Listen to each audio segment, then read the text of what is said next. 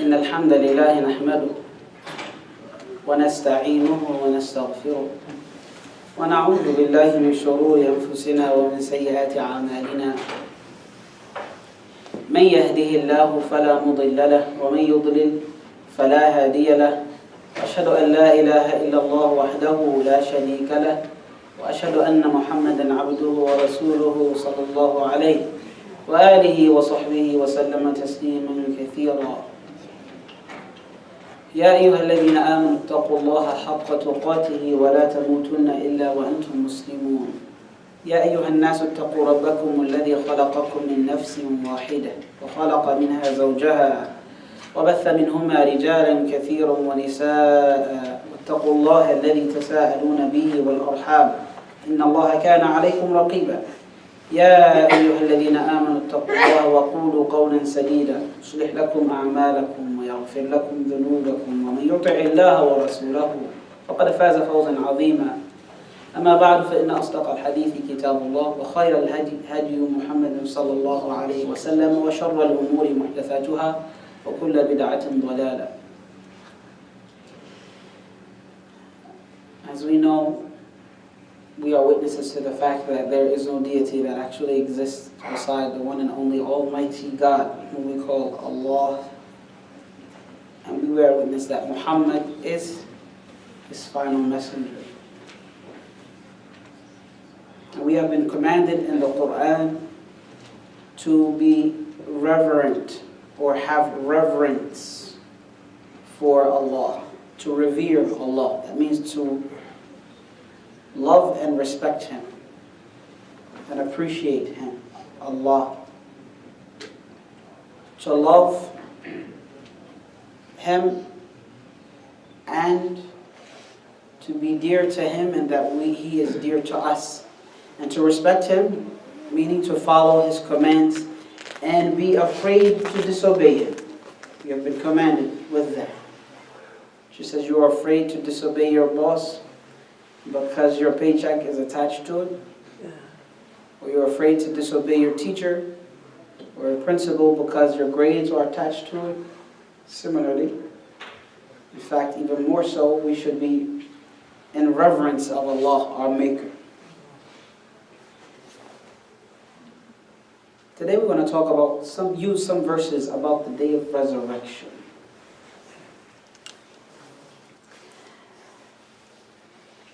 It's of course a part of the faith of those who follow the prophets or inherited their faith from some of the teachings of the prophets, like Noah, like Abraham, like Moses, like Jesus, like Zechariah and others. It is a part of our faith, that being the Jews, the Christians, and the Muslims, that we believe in the resurrection. There will be a day where we will be resurrected, and others, usually, mostly if they don't follow one of those three, there is no resurrection day for them. They don't believe in it. So there are a group of people, and especially at the time of the Prophet ﷺ, since they were pagans, Quraysh worshipped idols. They did not worship Allah alone, and they did not follow a prophet. They believed that it will be useless for God to resurrect or bring human beings back to life. So you see a great portion of the Quran is dedicated to the fact that there is a resurrection day. Now look at it logically.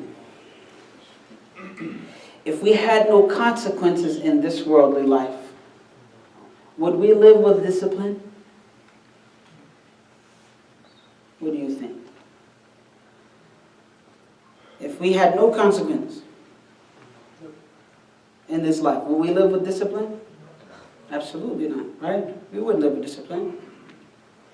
You know, the stop signs are there for a reason, aren't they? You can stop there so that you can wait that perhaps a car is coming, a child is crossing, an animal is on its way. So you stop and you wait, you look left, right, left, See, now if you get that question right on your practice license or your permit, then you got it right because of me, because I said left, right? You look left, right, then you look left, and then you proceed. The benefit of it is, as we said, you might save someone's life by not going into them. You might save your own by not running into them. That's the positive part. The negative is if a cop see you, if you don't stop, what is he going to do? Write your ticket. It's between both, right? That's what laws do. It puts you in order. Same thing. You go to your job, so forth. You are encouraged to do what is necessary, and you are discouraged from doing what will harm you or harm the business. So if we were to live our whole lives and not have a day of judgment, it will be like going to a job with no rules, or living in a country with no laws and no accountability. Just do whatever you want, right? If we were to be resurrected with no accountability, it would be just like that. And since that doesn't make sense, it doesn't make sense that you go to a school that has no rules and has no hierarchy. And it does not make sense that you go to a job that has no rules. Similarly, it does not make sense that you are in this life with no rules from your maker, your creator, your sustainer. It doesn't make sense. In fact, he has rules that he set that you discipline and I discipline myself with. And if we do good, we'll be rewarded with paradise. And if we refuse to do good, then we have nothing else but what we've chosen. God said about the Day of Judgment, اقترب للناس حسابهم وهم في غفلة معرضون. Surah Al-Anbiya, which is Surah number 21, verse number 1. The reckoning of mankind draws near, but they are heedless, and they are turning away from that. Heedless means, our friend said ignorance. What else does heedless mean? What do you think heedless means? Not paying attention. Heedless is you're not paying attention. Right? May Allah save us. You're on your phone while you're driving, which you shouldn't be, by the way. You heard it from the masjid first. Don't text and drive. You're on your phone, and you're heedless of what? The road, the surroundings. La samahallah, you run into a squirrel or cat. That's the least of your worries. If that's the least of the scale. Hopefully you do nothing greater than that. Meaning you do no harm more than running over a squirrel or a poor cat. But because you were heedless, you did that accident. Allah said that the hour draws near for people. But while it is drawing near to them, they are heedless. They're not focused. They're not paying attention on that fact. And they are turning away from the truth. So you see a big truck coming. You know, alhamdulillah, praise be to God, the big 16-wheeler trucks and everything, these days they have a lot of lights on them. So you're driving and it's all lit up. And it has it necessitates its space. When you see it, you got to make sure you leave it enough space. You see the lights, it honks the horn. After all that, you still run into it? Right? Allah said it's coming near you, but people are in heedlessness and turning away from the truth. Allah said in Surah An-Naml, which is Surah number 16, verse number 1, أَتَى أَمْرُ اللَّهِ فَلَا تَسْتَعْجِلُوهُ سُبْحَانَهُ وَتَعَالَى عَمَّا يُشْرِكُونَ. The event that Allah has ordained to come, meaning the event, the Day of Judgment, that Allah has decided will happen, guess what? It has come already. أَتَى أَمْرُ اللَّهِ. So do not be hasty in bringing it about. That means the people who disbelieved in Prophet Muhammad sallallahu alaihi wasallam, they would say, why don't you, if this Day of Judgment is coming, tell us when it is. Do you know about it, Muhammad? Tell us when the Day of Judgment is. Does anyone know about the Day of Judgment beside Allah? No. Not even the Prophet Muhammad knows when the Day of Judgment would happen. He knows what would lead to it, but when it will happen exactly, no one knows. So can anyone come up with a time and say, in a couple of thousand years there will be Day of Judgment? Absolutely not. No one can decide when the Day of Judgment will happen. And no one can use verses from the Quran and verses from the Bible and come up with numerical phenomenon and develop it and say that this is when the Day of Judgment is going to happen, because no one knows it. Allah said that it has come already, meaning that the Day of Judgment is as good as done. It's going to happen so much that it's as good as done. It's as if it happened already. فَلَا تَسْتَعْجِلُوهُ. So do not be hasty in bringing it about. Subhanahu wa ta'ala amma yushrikun. Allah said, exalted is God, far above any defect and deficiency, far removed from anything that they associate with Him. As we said, the mushrikun, or the pagans, especially at the time of the Prophet sallallahu alaihi wasallam, anyone who rejected the prophets, they would say, bring this Day of Judgment already. But Allah said, it's near, so don't be hasty.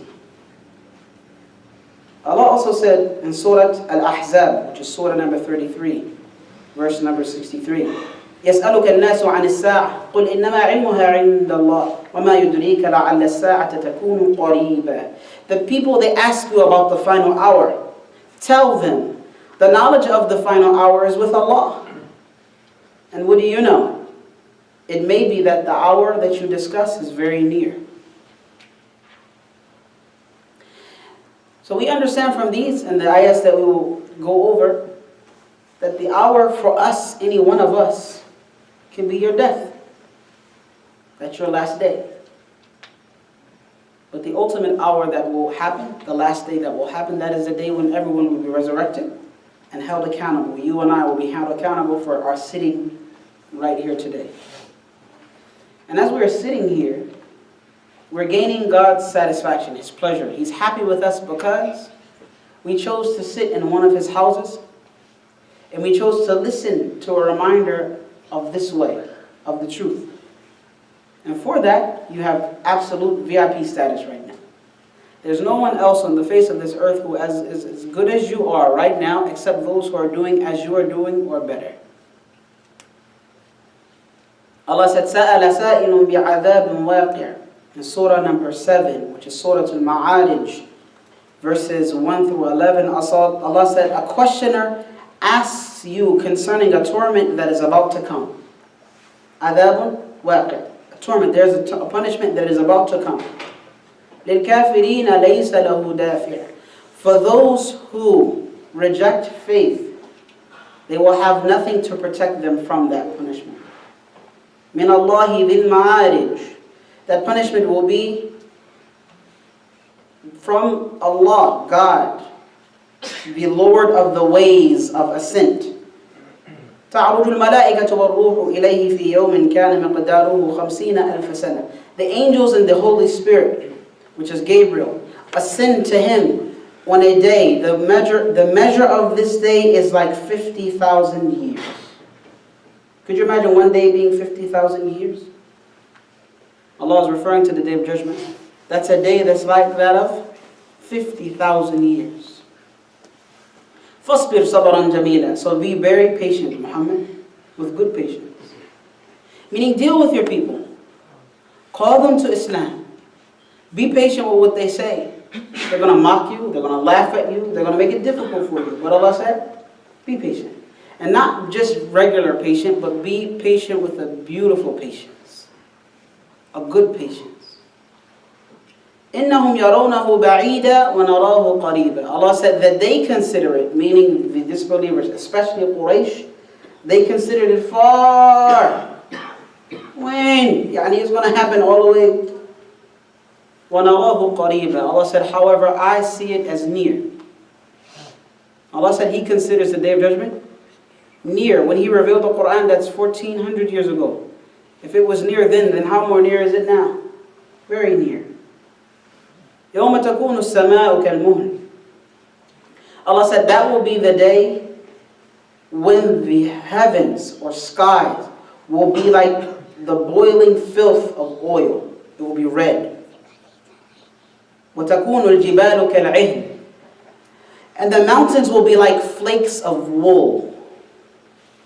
Why does Allah always refer to the heavens, the sky, for the Day of Judgment, and the mountains? Why do you think that Allah refers to the sky and His power over the sky as well as the mountains? Why? Why do you think?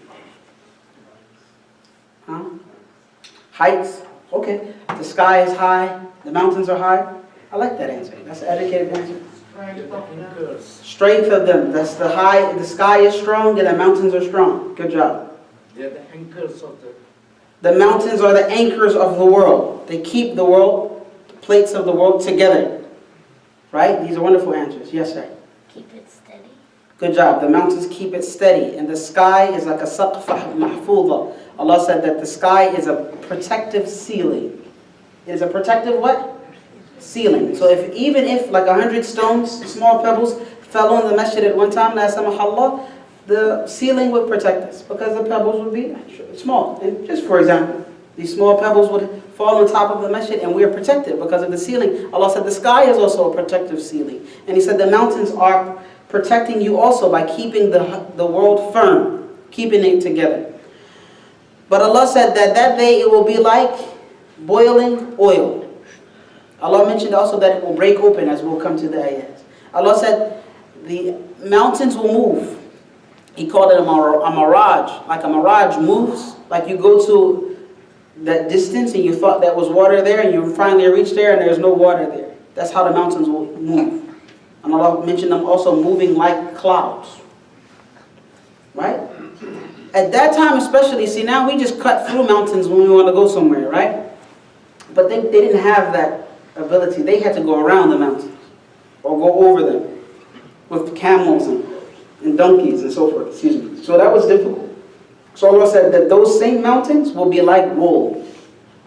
وَلَا يَسْأَلُ حَمِيمٌ حَمِيمًا. And not a single friend will ask about the well-being of another friend. Why? Why won't people be concerned with one another on the Day of Judgment? Yes, sir. Because they're going to be worried about themselves. Because they're going to be worried about themselves. That's right. So don't you think people should be concerned about themselves here? Because you and I, we're going to be concerned about ourselves there anyway. Right? That does not mean we just abandon people and say, no, I don't care. Go, go, go.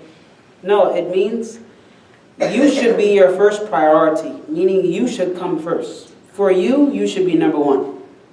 That you're going to help yourself. You're going to better yourself.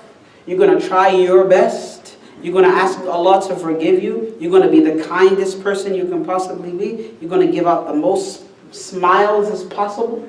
Right? You're going to help out as much as possible. Because you're worried about yourself. And then, of course, you'll be able to help others. Because on that day, you and I will only be focused on our own selves. Allah said in Surah Al-Qamar, which is Surah number 54, verse number 1. اقتربت الساعة وانشق القمر.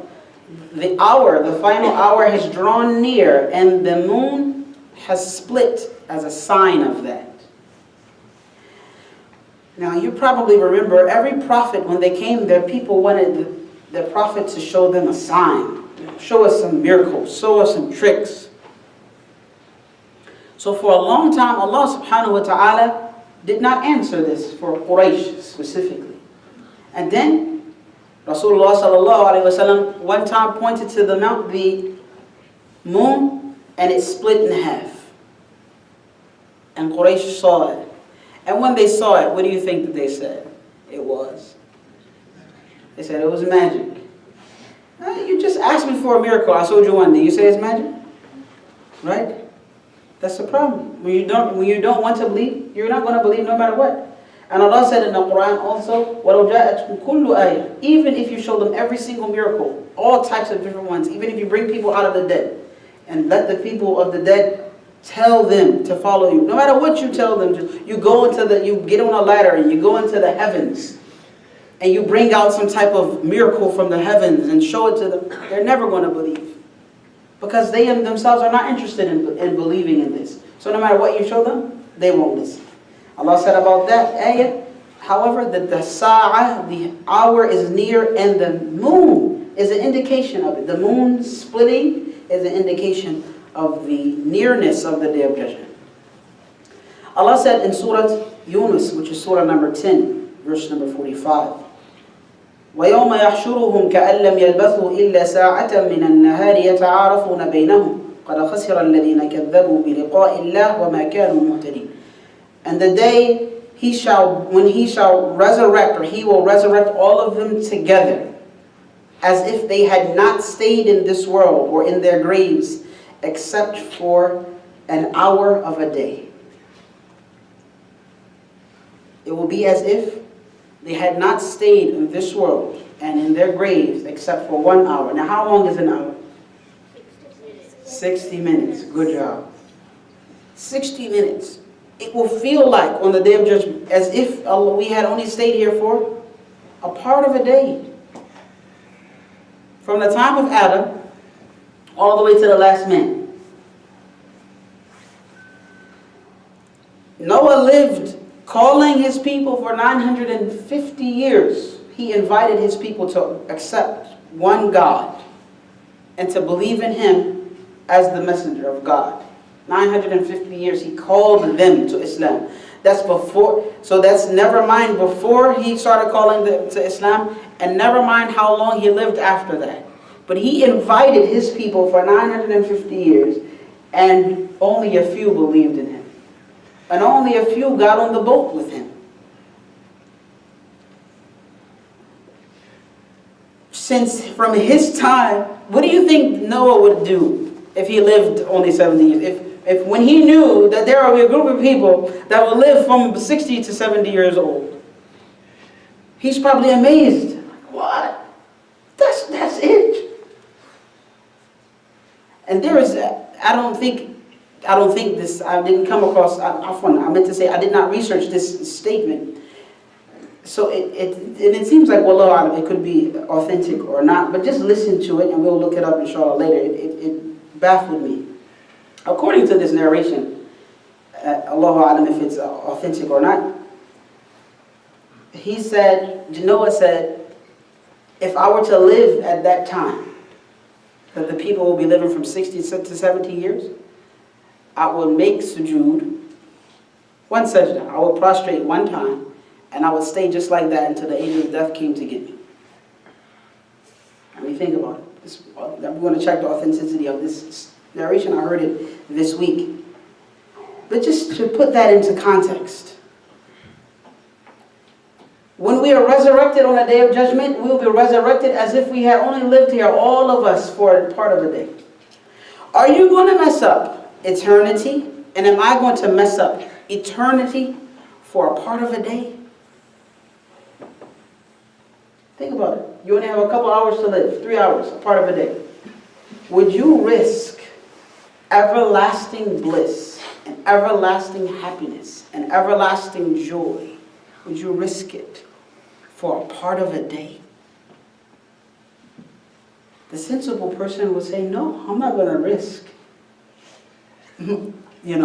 eternal bliss, eternal happiness for a part of a day.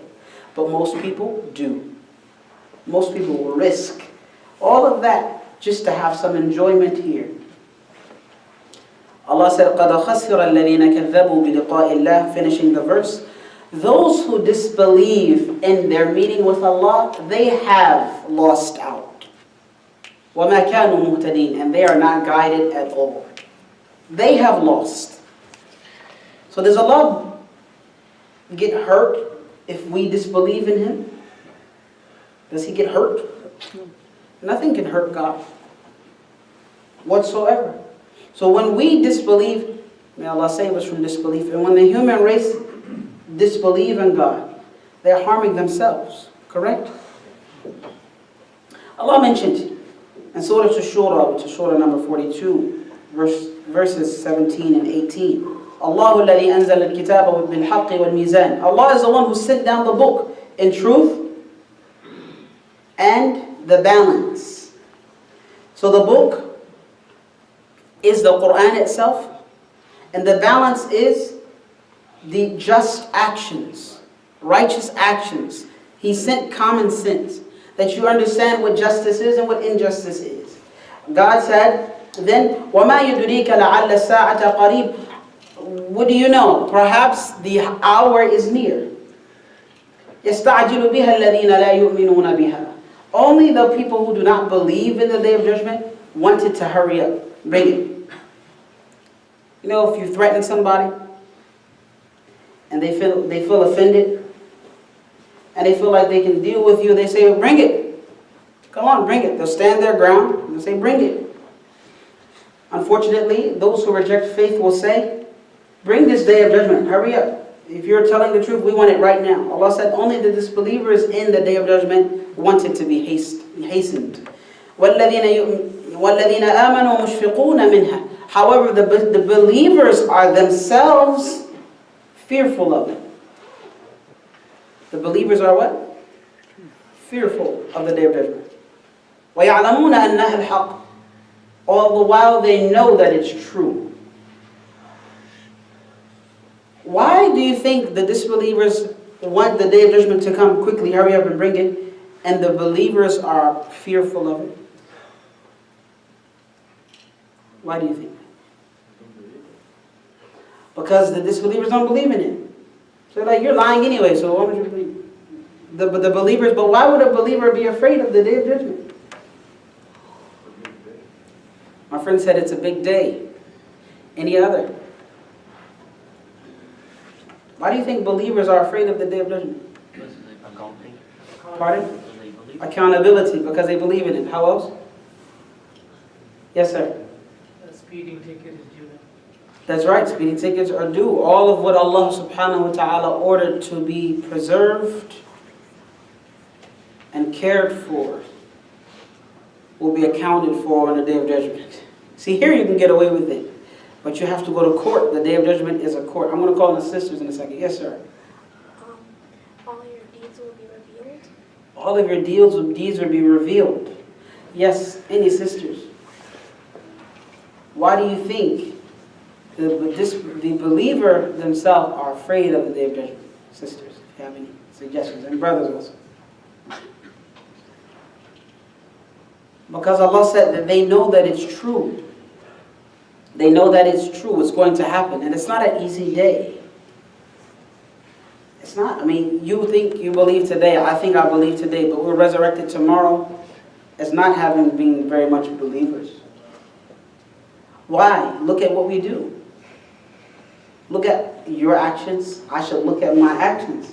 And you compare yourself to a believer. The believer has been described in the Quran. Every other verse you look at, God is talking about positive qualities and characteristics that believers have. And then He talks about the opposite, about negative qualities and characteristics that hypocrites and disbelievers have. And then when you and I compare ourselves to that, we find ourselves very much in common with the hypocrites and the disbelievers. And a lot less in common with the believers that are described in the Quran. Right? You and I, when we look in the Quran, you're like, man, what's wrong with me? Because them verses, I don't feel like that. I don't feel my prayer when I pray. I don't have khushu'. I don't love Allah with all of my heart. I don't put the messenger before I put my own self. But you actually look at the ahadith even. Rasulullah said, none of you truly believes until I become more beloved to him than his own soul. And his mother and his father and his children and everybody else in the world. You compare yourself and I compare myself to that, we're like, man, we got to put Rasulullah first before our own selves. It's deep, but that's good. That feeling that perhaps we might not make it is what Allah is talking about. That's a sign of belief that you're a believer, that you're afraid of the Day of Judgment. And that you're afraid that you might not make it. You might not make the cut. You might not make the draft. When you feel like that, keep it like that. And keep trying your best. Allah said, أَلَا إِنَّ الَّذِينَ يُمَارُونَ فِي السَّاعَةِ لَفِي ضَلَالٍ بَعِيدٍ. Finishing the verse, Allah said, those people who dispute concerning the hour are certainly far-fetched in an error. They are far away, and they are making a grave mistake. Allah said in Surah Taha, which is chapter number 20, verses 102 to 104, يَوْمَ يُنْفَخُ فِي الصُّورِ وَنَحْشُرُ الْمُجْرِمِينَ يَوْمَئِذٍ زُرْقًا. On that day, or on the day when the horn will be blown into, and the criminals will be resurrected with blue eyes. And the tafsir say blue eyes and dark faces. So the criminals will be resurrected with dark on their faces, and their eyes will be blue. The reasoning behind that, I don't know. يَتَخَافَتُونَ بَيْنَهُمْ إِلَّا بِثْتُمْ إِلَّا عَشْرًا. They will whisper to one another, and when they speak, and they will say, you have not stayed for longer than 10 days. Allah said, نَحْنُ أَعْلَمُ بِمَا يَقُولُونَ. Allah said, I know better what they're saying. When even the most guided amongst them, meaning the disbelievers, the most sound person amongst them will say, إِلَّا بِثْتُمْ إِلَّا يَوْمًا. You only stayed around in this world for a day. For a day. So that's why Allah subhanahu wa ta'ala said that we will think on the Day of Judgment we must have been alive, or we must have been in our graves for a day or a part of the day. Because when you compare 80 years, 60 years, 20 years, 30 years, may Allah give us good life upon righteousness. Good long life upon righteousness. When you compare that to eternity, then what is it? Nothing. Right? What is it really? Allah said in Surah Al-Mu'minun, which is chapter number 23, verses 112 to 114. قَالَ كَمْ لَبِثْتُمْ فِي الْأَرْضِ عَدَدَ سِنِينَ. Allah will say, how many years did you stay on earth? قَالُوا لَبِثْنَا يَوْمًا أَوْ بَعْضَ يَوْمٍ فَاسْأَلِ الْعَادِينَ. Allah said that we will respond, we have stayed on this earth for a day or a part of a day. So ask those who kept account. And Allah will say, قَالَ إِن لَبِثْتُمْ إِلَّا قَلِيلًا لَوْ أَنَّكُمْ كُنْتُمْ تَعْلَمُونَ. Allah said the reality is you only stayed on the earth for a little bit of time if you only would have known.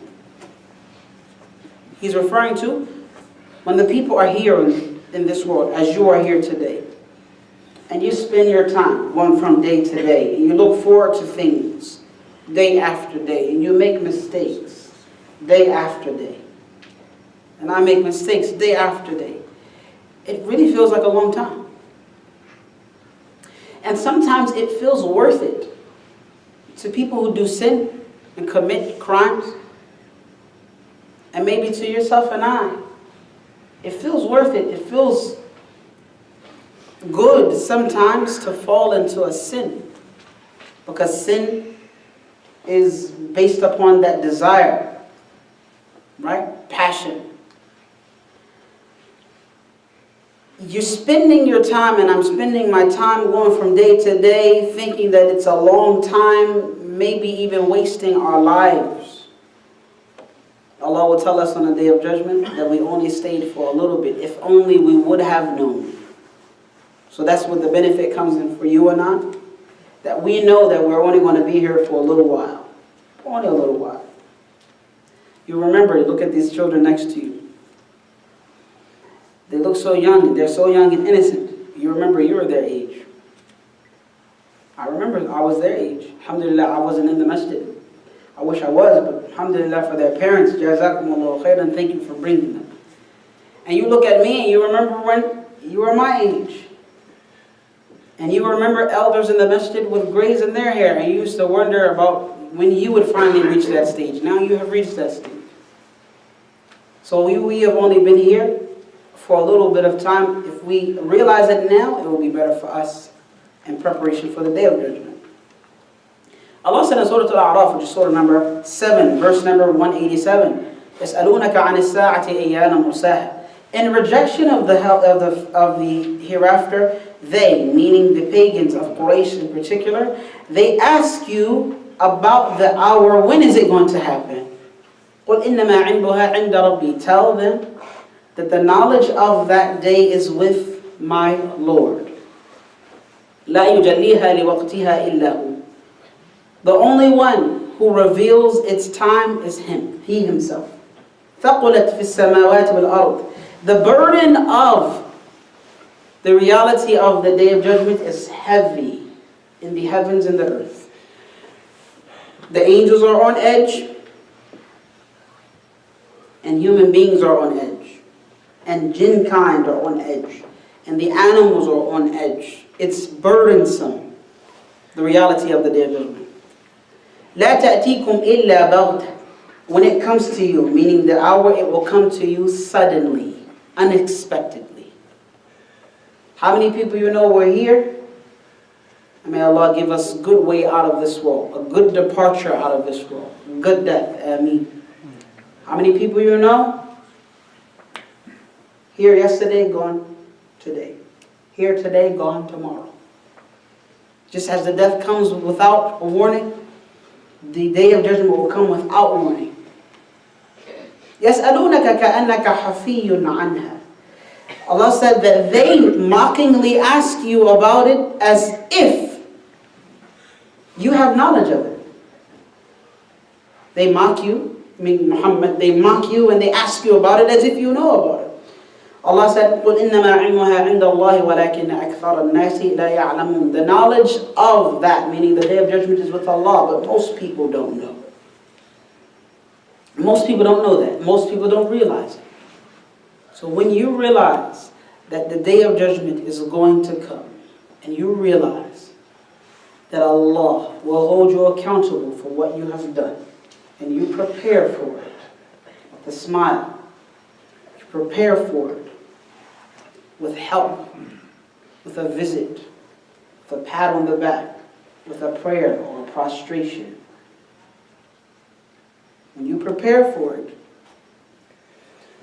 you have fulfilled your purpose on this world. Your preparation for the hereafter is a fulfillment of your purpose. And Allah said, most people don't know that makes you amongst the exception. You are exceptional individuals because you believe in the Day of Judgment. يَسْأَلُونَكَ عَنِ السَّاعَةِ أَيَّانَ مُرْسَاهَا. In Surah Al-Nazi'at, which is chapter number 79, verses 42 and 44, that they ask you about the hour, when is it going to happen? فِيمَ أَنْتَ مِنْ ذِكْرَهَا. Allah asked the Prophet directly, what knowledge do you have about it? إِلَى رَبِّكَ مُنْتَهَاهَا. To your Lord belongs the knowledge of the term of the Day of Judgment. Allah only knows that. No one else knows it. So what if a person comes to you and say, hey, I know when the Day of Judgment is going to happen. Is he or she telling you the truth or not? Telling you the truth? Somebody tells you the Day of Judgment, I know exactly when it's going to happen. Absolutely, you're not telling you the truth. Only God knows. Allah said, إِنَّ السَّاعَةَ لَآتِيَةٌ أَكَادُ أُخْفِيهَا. And Surah, here, Surah Taha, verses, which is Surah number 20, verses 15 and 16, Allah said that the hour is coming, أَكَادُ أُخْفِيهَا. My will and my wish is to keep it secret. لِتُجْزَى كُلُّ نَفْسٍ بِمَا تَسْعَى. So that every soul will be rewarded for what they used to do. Sa'i. Does that sound familiar? Sa'i. The word sa'i. Does that sound familiar? Sa'i. Tell me what that word is. Sa'i, was that sa'a? Listen to it again. Sa'i. Try. Try. So it means here Allah is saying that it is your strive or what you do. But what does it sa'i? You recognize this word in a particular act of worship that you have to do. With his father, Ibrahim alayhi salam, when you want to slaughter him, sa'i. That's a good answer, but not quite, even before that. Sa'i. Going between Safa and Marwa. That's sa'i. Right? Technical term of its application to Hajj, right? It's sa'i. Allah said, you do, even when you're not doing that, you're doing sa'i. Even when you're not going between Safa and Marwa, You're doing sa'i. How are you doing sa'i? Yes? By running fast, What? walking. Well, no problem. Walking fast, running fast to the masjid, right? That's a sa'i. When you run to the masjid, that's sa'i. Even when you run or walk to any other place, marketplace, or any sinful place, may Allah protect myself and you all, it's still considered sa'i. You're striving towards something. Allah said, on that day, every soul will be rewarded for what it strove for. That literally means your actions will determine your outcome. Do you know how deep that is? What you do today will determine what you will have tomorrow. That's why Allah made our life such a disciplined, regimented life. 5 daily prayers. Yassine, would you like to stay with us for a second? Okay. 5 daily prayers, weekly Ramadan, weekly Jumu'ah, weekly Ramadan. We have a regimented life to keep us busy with worshiping God. Because that's sa'i, that's what you're doing. And when you mess up and I mess up in between those things, the next action of worship will clean and purify what you did between the two. For example, any sin that you and I have committed since we just prayed until when we're about to pray, those small evil deeds will be washed away. Your life is regimented to practically prepare you and me for the Day of Judgment and to make most of our strive or most of our work in the remembrance of God. So you don't have to make it up. You don't have to come up with a way to worship Allah and figure it out. No, all you have to do is follow that discipline that Prophet Muhammad sallallahu alaihi wasallam lived. And you and I will be successful.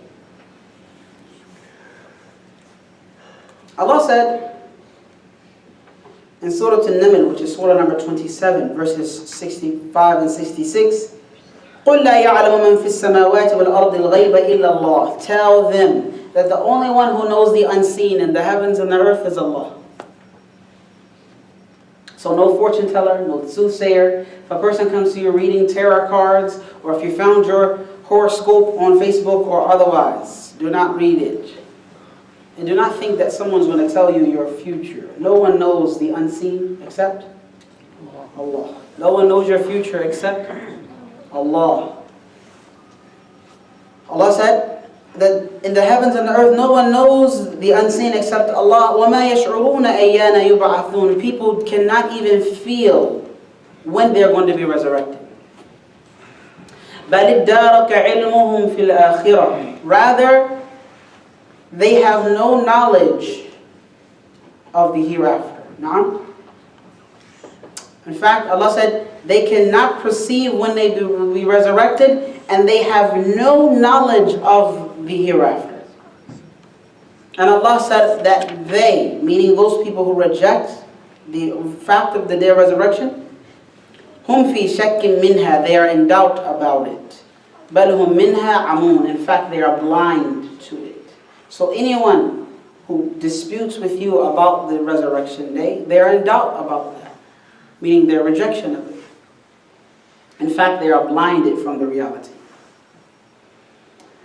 There was a person who came to the Prophet ﷺ and asked him about the Day of Judgment. He's a very important person.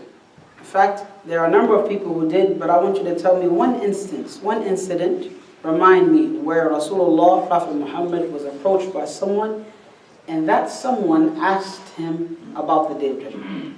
Let me see if the kids got it first. Kids, answer me, please. Give me. Yalla, Bushra, tafadhal. Gabriel. Remember when Jibreel came to the Prophet? He was in the form of a human being, and he came by and he put his knees against the knees of the Prophet, and he asked him a number of questions. One of the questions he asked him was, when is the hour coming? Yes? To read, and one of the questions was to read the Quran. Well, not quite, not in this narration, not as I remember it. As I remember it is Prophet Muhammad was asked by Gabriel, when is the day of judgment coming?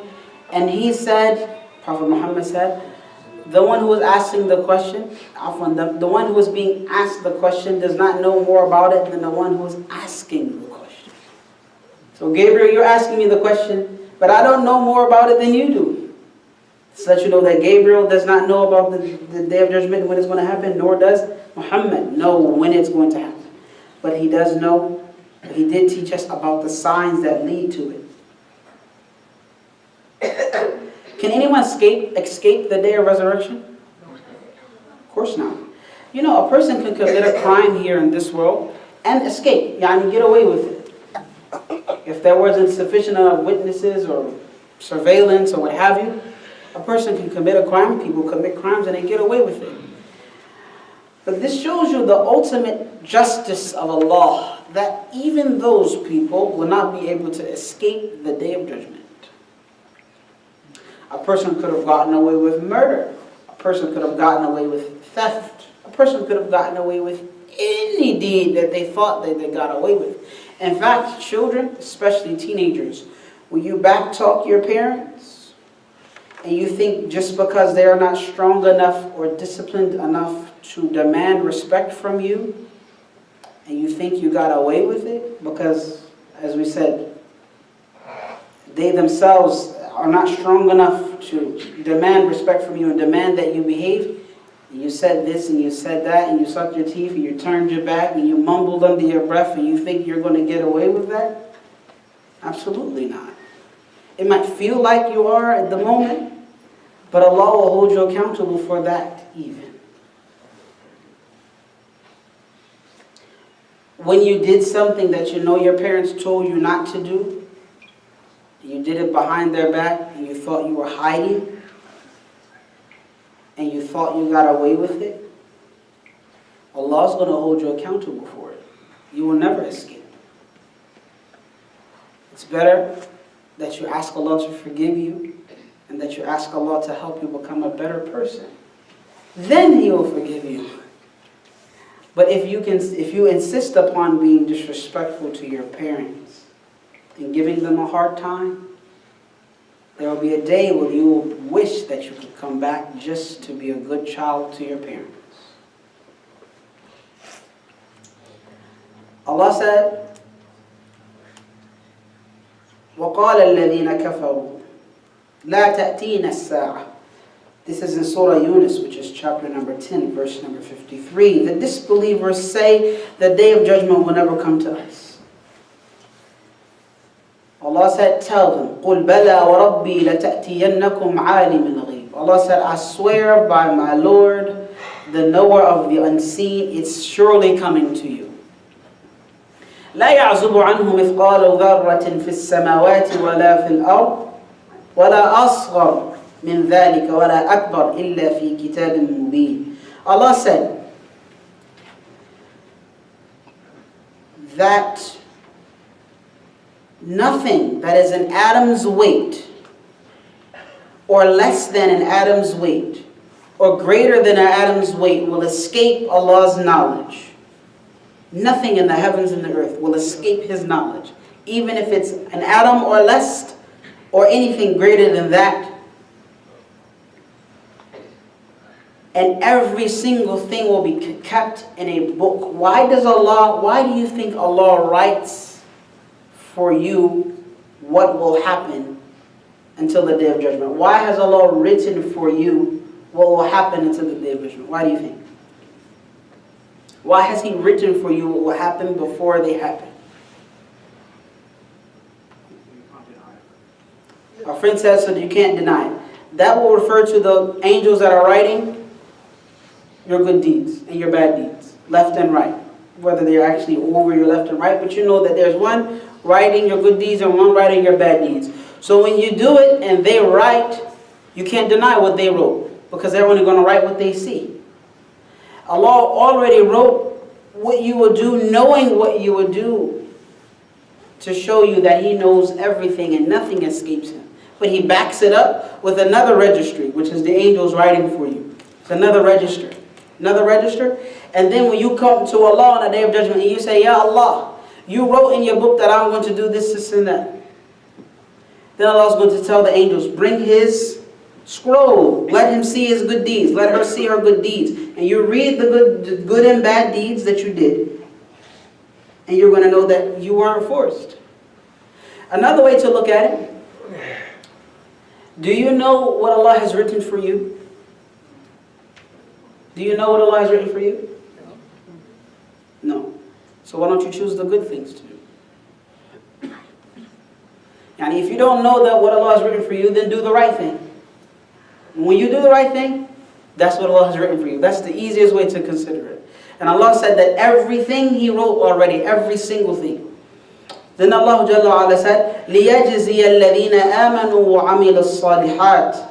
Allah wants to reward those who believe and do righteous deeds. أُولَٰئِكَ لَهُمْ مَغْفِرَةٌ وَرِزْقٌ كَرِيمٌ. They will have forgiveness and a beautiful provision, or a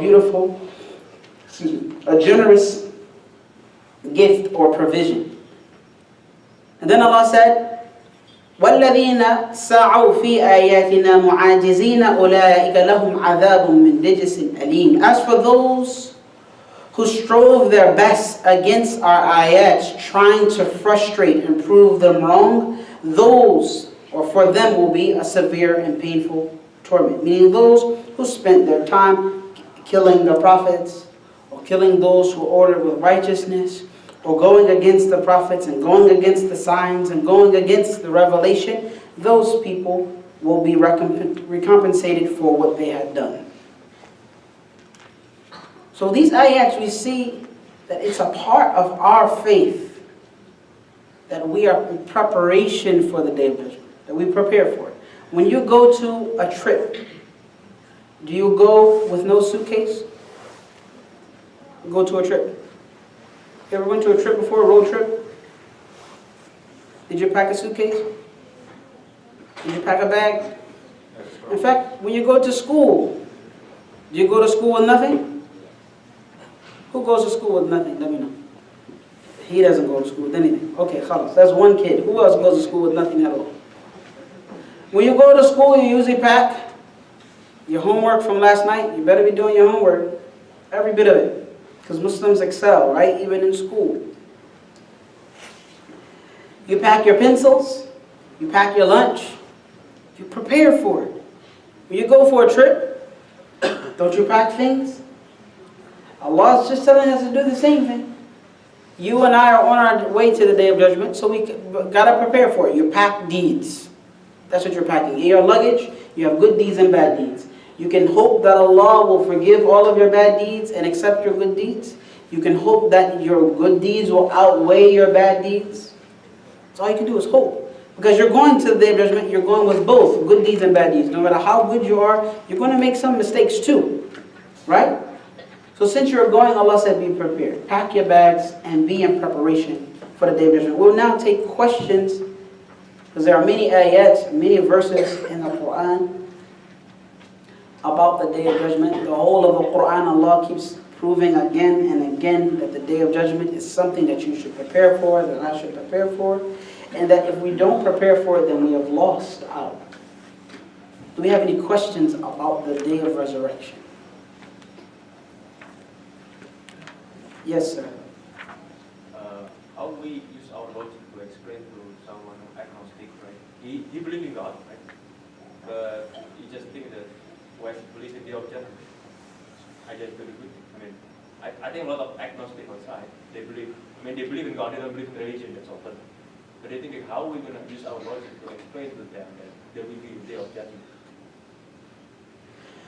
Our brother asks, how can you explain to an agnostic, for example, that there will be a Day of Judgment? An agnostic might say, I'll do good deeds, but why do I have to believe in a Day of Judgment? I believe in God, but I don't believe in organized religion. That's what an agnostic would say.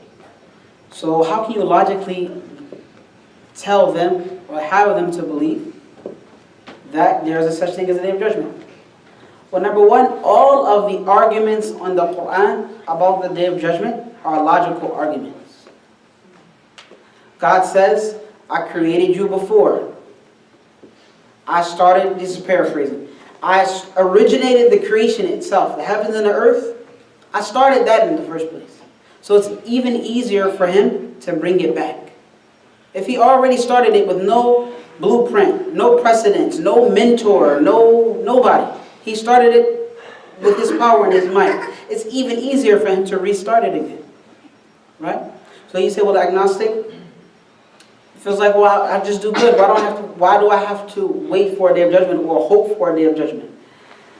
That's like a person saying, I'm going to go to work, but I'm not going to look forward to a paycheck. Right? You have to pay your bills. And you love your job, hopefully. Right? So you go to work and you look forward to getting paid. It's not just, and you would probably even do something that you don't like very much, but it's bringing in some income and you have to make ends meet. So you go, you pursue that job, you get the work done, and you get paid. Our whole life is based off that logic. There's no such thing that I'm going to do something for the sake of it. No, you do something because you want something out of it. And if a person is going to live here, they should live here with purpose. They should live here determined to get something out of this world. And that's why Allah gives us revelation. That you know exactly what to strive for. You know exactly the goals. And you can strike example after example.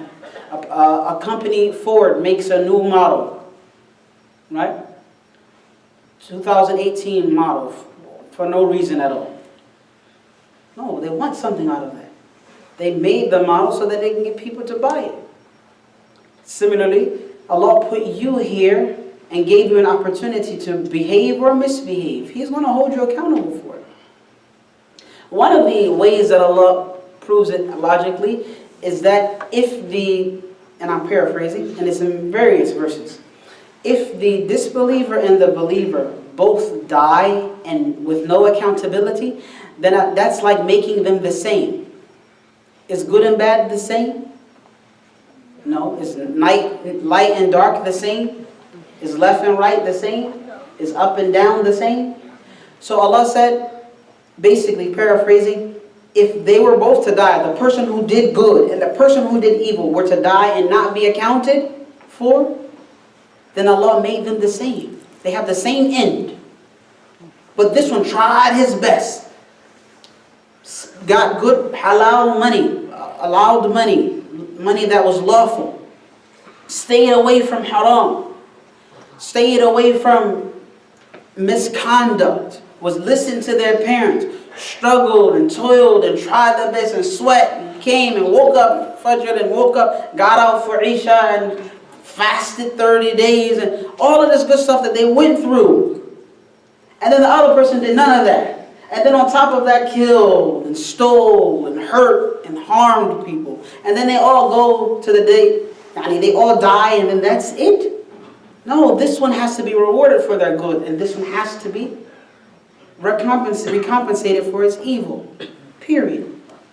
You know what I'm saying? And there are many, as I said, if you look at the ayat, and this book is available to you also, look at this book. This is the book of the end, Great Trials and Tribulation by Ibn Kathir.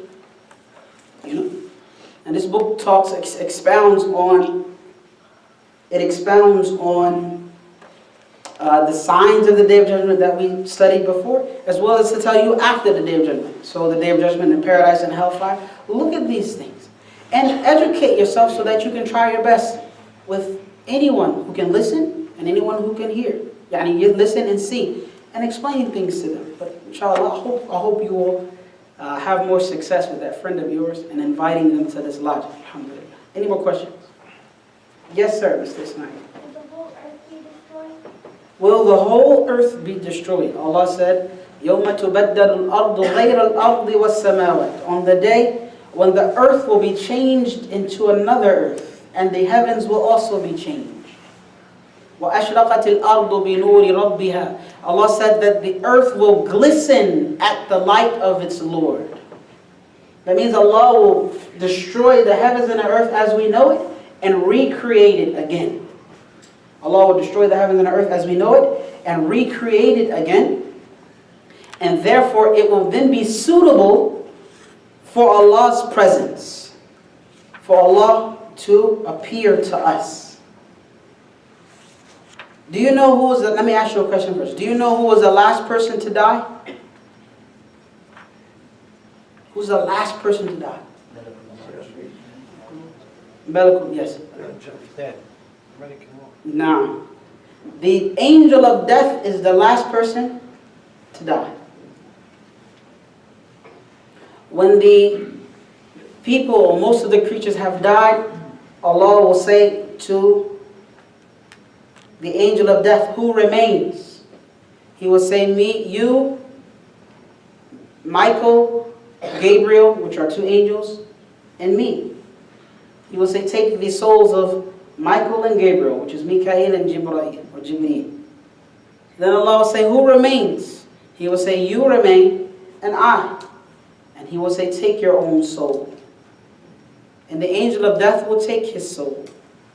And as he is about to depart from life, he will say, I wish I had known how difficult this was, meaning it feels, because had I known that, I would have been even easier on the believers, meaning when I took their souls. I would have been even easier on the believers. So even the angel of death must die. And then Allah subhanahu wa ta'ala will ask again, who remains? And no one will answer. And Allah will say, Liman al-mulku al-yawm. Today, kingdom belongs to who? And then Allah, no one will answer. And Allah will say, Lillahi al-wahid al-qahhar. That kingdom today belongs to Allah, the one and only, the irresistible. Yes? That's what we're preparing for. That's what it's all about. So that we realize it before He says it. We realize that fact before Allah says it. That's what it's all about. That just as that day all kingdom will belong to Him, He belongs to Him today. If we realize it, it's better for us. If we keep living deluded and confused and stubborn, then we will be resurrected or brought back to life with those ideas and those feelings, and then He will hold us accountable and we won't have an opportunity to come back. Yes, more questions? Yes, go ahead. Abdul, do you remember your question? Go ahead. Will the universe be destroyed? Say that again, sir. Will the universe be destroyed? Yes, the heavens and the earth. So when you ever hear the heavens and the earth, it's talking about the whole of the universe. It will be changed. We also hear about the word sama. Usually the word sama in the Quran refers to what we call outer space. We translate it into sky, but it's outer space and the rest of the universe. Anything that is above you is the heavens or space. Yes, any more questions from our sister's side? One second. From our sister's side, anybody have anything? Yes, sir. If you remember something, let us know, sisters. Yes, sir.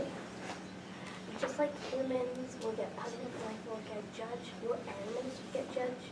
Yes, he said, just as humans will get judged, will animals get judged? Excuse me, the Prophet ﷺ also mentioned that the animals will be judged. You can find it in this book also, and various other books. He said that the sheep that had horns will be judged in regard to a sheep that did not have horns. Meaning the sheep that had horns used those horns and took advantage of the sheep without horns and harmed that sheep. So Allah will repay the right of the sheep without horns, repay them their right. And then both of them, meaning the one with horns and the one without, will turn into dust. They won't have any paradise. They just turn into dust. And then the one who rejected faith here, the one who disbelieved in the prophets, who harmed them, who harmed the believers, who made fun and mocked and rejected all of the miracles and all of the signs, he will say, Ya laytani kuntu turaba. I wish I would turn into dust just like that. But that person, unfortunately, has to be held accountable for what they did. And had they rejected, then they will have no place but the fire to live. Yes, ma'am. Will the people that already died, will they have to live in this judgment to be judged? That's a good question. Our sister said, well, the people who have already died, will they have to wait until the day of judgment to be judged? Yes. They will have to wait. So if as they have already died, like Adam, he is our father, right? And Hawa, Eve, is his wife. They died a long time ago. But they're waiting until the day of judgment, and then they will be judged with us, and then we will be rewarded with paradise or the fire. So everybody is waiting. You're waiting right now, but you still have an opportunity, you and I, to act, to behave. But the people who have passed away already, they're also waiting. And we will all be judged on the day of judgment. That's a wonderful question. Any more questions? Yes. Who will alive first? Who will be alive first?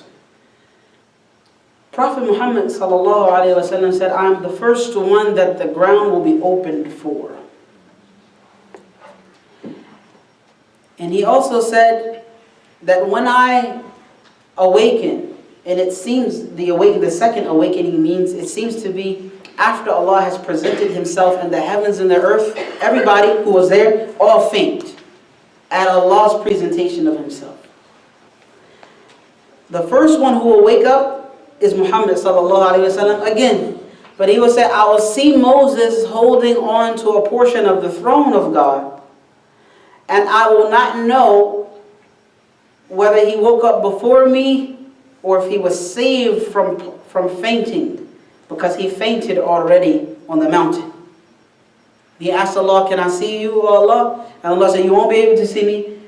So then he said, well, look at the mountain. If it stays in its place, then you will see me. So Allah presented himself to the mountain, and it crumbled into pieces. It couldn't withstand that, and Moses fainted. So not only will Prophet Muhammad be the first one for whom the earth is opened for, but he will also be the first one to wake when we all faint, when Allah presents himself. What about Israfil?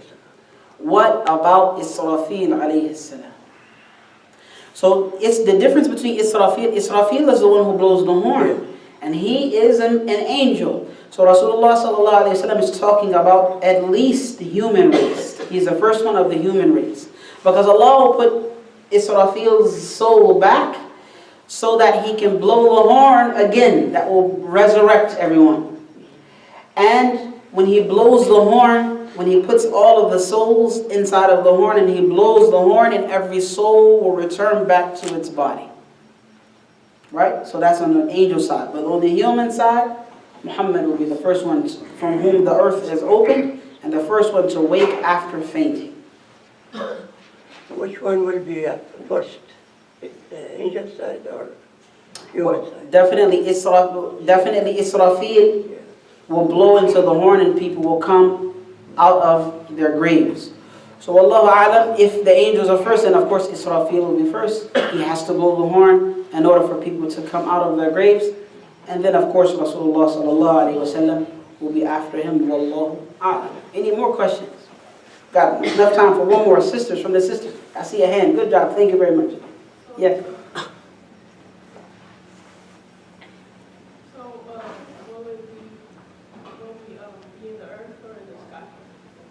Our sister asked, will we be in the earth or in the sky? The answer is, we will be in the earth. Prophet Muhammad told us that we will all grow from a small bone that's about the last tailbone, the end of our backs. It will not be destroyed or decomposed by the earth. You will grow from there after the horn is initially blown, and Prophet Muhammad mentions, sallallahu alaihi wasallam, you'll find it in these books, this book, the narrations, that it will rain for 40 days and people will grow out of the ground. So that means we are going to be born again from this ground as we were born from it initially, meaning our father Adam. And that's all we have time for questions for. We ask Allah subhanahu wa ta'ala to help us to read. That's an unusual dua, isn't I it? have one question, brother. You do? Yeah.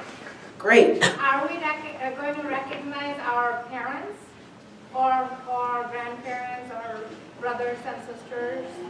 Yes. Allah said, يَتَعَارَفُونَ بَيْنَهُمْ. They will recognize one another. يَتَعَارَفُونَ بَيْنَهُمْ. That we will recognize one another. That's person to person, believers and non-believers, hypocrites, so on and so forth. Now, we asked that Allah, thank you sister for asking that wonderful question. She slid it in like a home run, right? Alhamdulillah. We ask that Allah help us to read. Ameen, say Ameen. We ask that Allah help us to read. Ameen. We ask that Allah help us to read. The first thing that Allah said to Rasulullah sallallahu alaihi wasallam was, Iqra, read. We have to read. Read. You can take this whole book, mashallah, the book of the end, and read it. It's a wonderful book. It has a lot of details in it. A lot of stuff I left out. I mean, I don't have much time, so I just kind of skipped around, try to give you the feel. But if you felt like I didn't give you enough, you can get this book and read. There are many other books like that. And most importantly, you have the Quran, right? If you have not read it before in the English translation that you understand, then please read it now. And read it again and again. If your kids are 8 years old and they have not read the Quran yet, then please have them start reading the English translation of the Quran.